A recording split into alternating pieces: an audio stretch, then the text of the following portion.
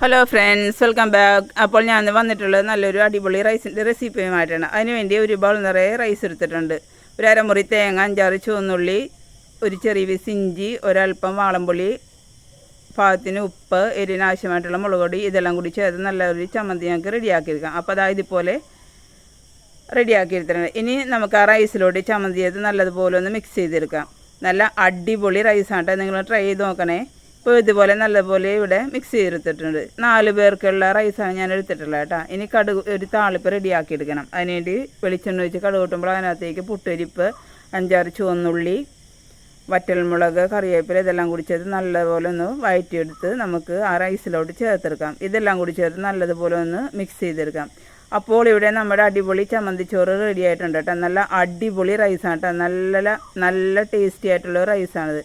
അപ്പോൾ എന്നും പറയുന്ന പോലെ ഈ ചാനൽ ഇനി സബ്സ്ക്രൈബ് ചെയ്യാത്തുണ്ടെങ്കിൽ പ്ലീസ് സബ്സ്ക്രൈബ് ചെയ്യാനും സപ്പോർട്ട് ചെയ്യാനും ലൈക്ക് ചെയ്യാനും ഷെയർ ചെയ്യാനും നിങ്ങൾ വിട്ടുപോകട്ടെ. അപ്പോൾ അടുത്തൊരു അടിപൊളി വീഡിയോ ആയിട്ട് വരുന്നതായിരിക്കും. Thank you. Bye bye.